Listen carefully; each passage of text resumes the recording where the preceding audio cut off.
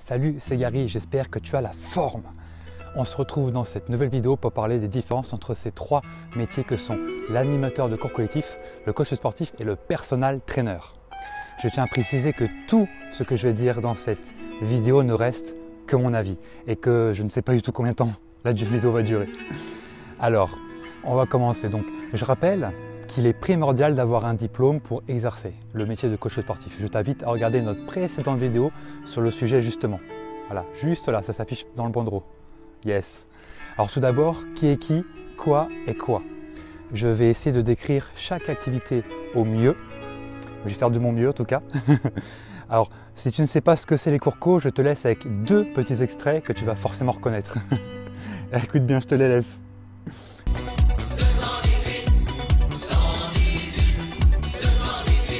Redevenons sérieux. Animateur, animatrice, on appelle ça aussi instructeur, instructrice. La seule différence majeure entre ces termes pour moi va être le fait que l'animatrice va créer sa chorégraphie et sa pédagogie d'apprentissage de A à Z.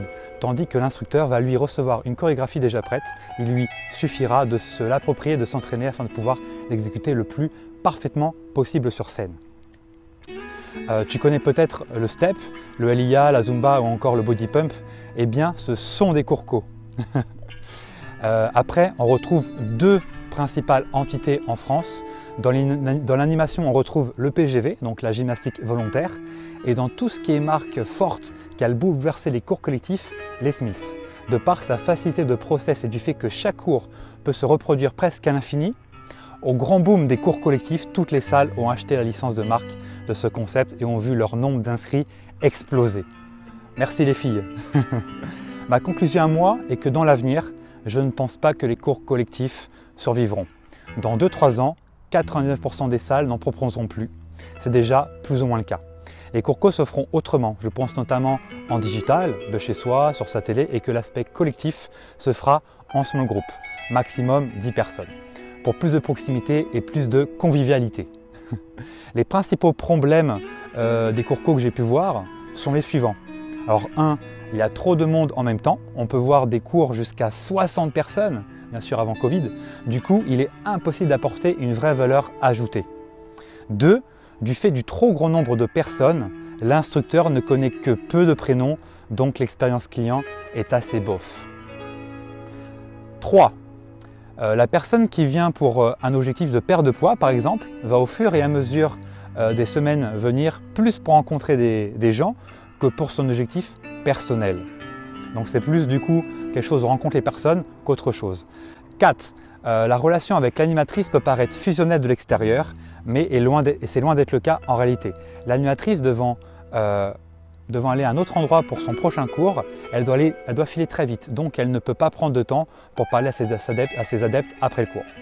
5. Le fait également que moins en moins de salles proposent des cours co, l'animateur peut se rendre jusqu'à 3-4 endroits différents par jour et se passer de plusieurs dizaines de kilomètres, ce qui crée une accumulation de fatigue inutile.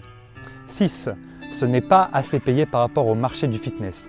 40 € heure pour la fourchette haute et en freelance, mais on va trouver des prix moyens à 23 € heure en tant que salarié. Numéro 7. Les patrons de salles trouvent de moins en moins d'avantages à recruter en salariés et l'offre actuelle est baissière. Donc les places sont de moins en moins nombreuses. L'animateur est souvent obligé, hors de ses cours, ou si son cours n'est pas rempli, de vendre des abonnements, accueillir des clients, faire des programmes, nettoyer les machines et même les toilettes. On n'a pas passé un diplôme pour ça, il me semble. 8. L'animateur et animatrice ne tiennent pas plus de 3 ans, sauf exception bien sûr, car faire des cours aussi intenses avec des sauts, etc., ça abîme le corps, surtout à raison de 4 à 6 heures par jour. Pour les plus intelligents et pour durer dans le temps, ils se réorienteront vers des cours plus doux comme le yoga et le pilate. Et pourquoi pas aussi, pour continuer à vivre de leur passion, ils deviendront personal trainer. Voilà les 8 raisons pourquoi les cours collectifs, comme on les connaît aujourd'hui, vont disparaître petit à petit. Ces revenus vont être pour la plupart salariés quand on est animateur de cours collectifs. Donc pas besoin de déclarer, l'employeur fait tout à ta place. Et ça, on va se le dire, c'est plutôt cool. Le salaire moyen d'un animateur, animatrice en France est de 1 561 € net.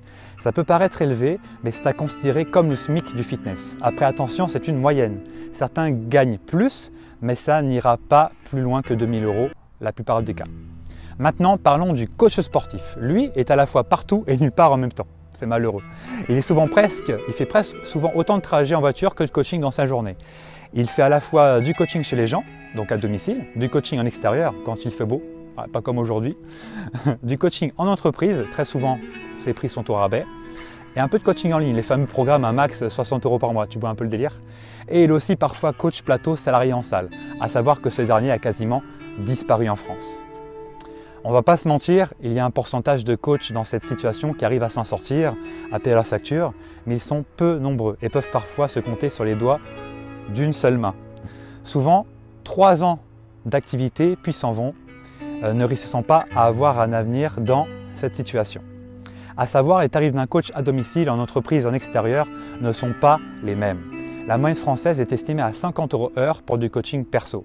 Peu importe où le coach intervient, après, quand c'est du domicile, il faut aussi ajouter les éventuels frais. Temps de trajet aller-retour, essence, assurance, usure prématurée du véhicule, etc., etc. On peut ajouter en moyenne 10 € de l'heure de plus, ce qui nous fait 60 € heure au total. Les coachings à domicile sont rarement à côté et proches de chez toi, hein. N'oublie pas ça. Pour le coaching extérieur, c'est souvent une solution envisagée par le coach ou la cliente pour justement réduire les éventuels frais des deux côtés. Du coup, le prix aussi à 50 € heure, plus 5 € grand max. Chez GA, pour le peu de fois où l'on coach en extérieur et du fait que cela reste dans un périmètre de moins de 5 km, nous ne facturons pas de supplément. C'est un exemple évidemment. Pour le coaching d'entreprise, c'est autre chose. Il faut d'abord réaliser un devis pour montrer à quel point nous sommes professionnels, ainsi que pour savoir le nombre de personnes présentes au coaching, les heures, le temps de contrat, la durée de prestation, etc. Pour moi, 1 heure en entreprise équivaut à un minimum, grand minimum, à 100 €. En dessous, c'est comme si on baissait son froc. Et c'est pas ça les coachs sportifs. Le gros inconvénient qui est fatal pour la grande majorité des coachs sportifs, c'est leur manque de connaissances en marketing, en vente et en communication. Et sans ce savoir, c'est direction droit dans le mur.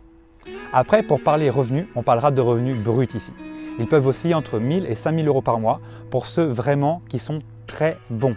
Je dirais seulement 1%. Venons maintenant au job de personal trainer que je connais très bien parce que c'est le job que j'ai moi. Alors contrairement aux deux autres, le personal trainer, autrement appelé PT, ne travaille que dans un seul et unique endroit. Et c'est en salle de sport commerciale, type Basic Fit, Fitness Park ou Let's Go Fitness pour les Suisses.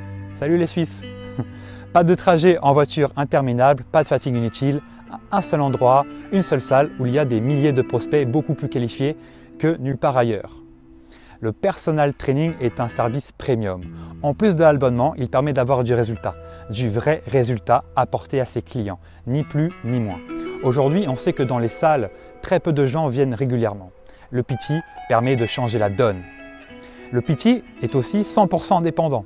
En échange de tout le parc de matériel haut de gamme, du réservoir client énorme et du fait qu'il a avec lui des agents d'accueil qui l'aident à avoir des prospects tout au long de la journée, tout au long de la semaine, tout au long de l'année, il reverse un loyer mensuel pour pouvoir avoir le droit à tous ces privilèges. Le job de personal trainer est encore très récent en France, d'où peut-être le fait que tu ne connaissais pas les différences entre ces 3 jobs. Parce qu'on parle souvent de coach en général, mais voilà une grande différence comme tu as pu le voir avant. Le PT est aussi un expendables, spécialisé dans un domaine précis. Ça peut être la perte de poids, la prise de masse, le pré-postpartum, la réathlétisation, la préparation physique, etc., etc. Le PT a double casquette de coach, de marketeur, vendeur et communicant. C'est ce qui fait qu'il réussit à performer chaque mois et qu'il n'a pas de mal à trouver de nouveaux clients, peu importe ce qui lui arrive dans l'année, etc. Le revenu à l'heure d'un PT varie entre 50 à 120 € heure, ce qui nous fait pour seulement 20 heures de coaching perso par semaine une fourchette entre 4 000 et 10 000 € par mois. Et oui, j'ai certains amis qui font plus de 10 000 € par mois. Après, attention, c'est un revenu brut. À cela, il faut enlever le loyer et d'autres charges itinérantes aux indépendants comme l'URSSAF, qui prend jusqu'à 25% des recettes faites par le PT. Ne t'inquiète pas, nous ferons une vidéo sur le job de personal trainer, ça sera une vidéo complète, donc ne t'inquiète pas. Si tu veux en savoir plus, elle sortira bientôt. Tu sauras tout de A à Z. Bon, maintenant ça y est, la vidéo est terminée. Si elle t'a plu, lâche un pouce bleu en bas de la vidéo, mets un commentaire pour me dire quel est ton métier à toi et surtout abonne-toi pour ne rien rater des prochaines vidéos qui vont sortir sur la chaîne. On se retrouve dimanche prochain pour une nouvelle vidéo. Ciao ciao!